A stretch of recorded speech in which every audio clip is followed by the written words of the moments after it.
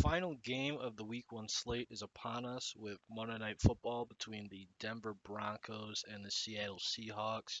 It's going to be Russell Wilson's homecoming to Seattle after leaving this offseason. So let's take a look at both teams' depth charts. We'll be starting with the Denver Broncos, and they'll have the receiving core of Cortland Sutton, Jerry Jeudy, and KJ Hamler. A lot of speed, a lot of youth. So Wilson will be pretty excited to throw to all those guys and develop a relationship with those guys, with Cortland Sutton being the number one and Judy and Hamler leading in the slot and the number two role. And then taking a look at the offensive line, phenomenal O line, also incredibly young offensive line, and Garrett Bowles, Dalton Reisner, Lloyd Cushenberry, Quinn Miners, and Billy Turner. Then we've got tight end Albert Okwuegbunam.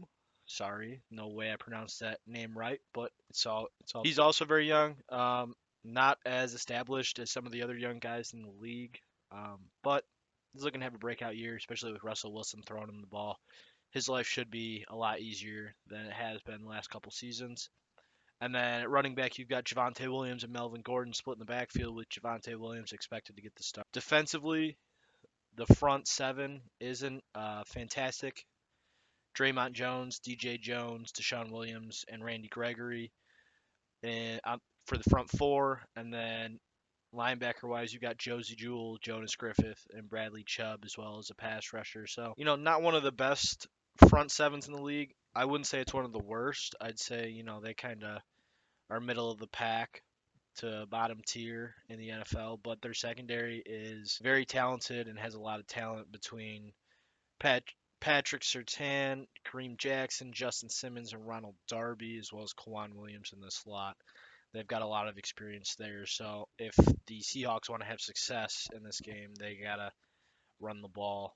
I think passing the ball will lead them to a disaster, to be completely honest. But moving into Seattle's depth chart, receiver wise, they've got two studs in DK Metcalf and Tyler Lockett, as well as D. Eskridge, their draft pick from last season, who can take the top off the defense with 4.3 speed. Offensive line wise, they've got Charles Cross, a rookie this year, and Lucas Abraham at the tackles, both rookies. Gabe Jackson, Austin Blythe, and Damian Lewis up the middle. At tight end, they've got Noah Fant from Denver, so it will also be Noah Fant's kind of not homecoming because they're in Seattle, but a little bit of reuniting with the Denver Broncos.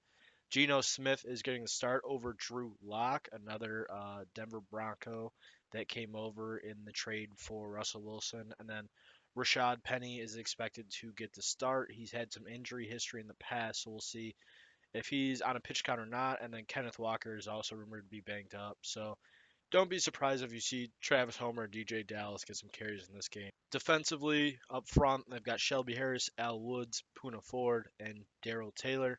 Linebacker wise, they've got Jordan Brooks and Cody Barton with Uchenna Nwosu.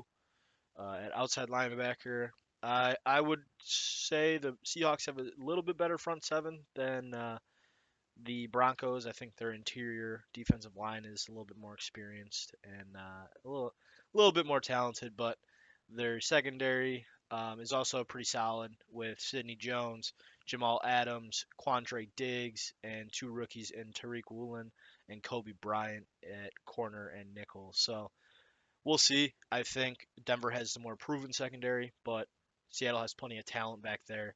A little young. They have experience in spots like Sidney Jones and Jamal Adams and Quandre Diggs, both well-established veterans. But I wouldn't be surprised if Russell Wilson picks on the rookies and Tariq Woolen and Kobe Bryant. Now that we've gotten to both depth charts, I'll go ahead and give my pick for today's game.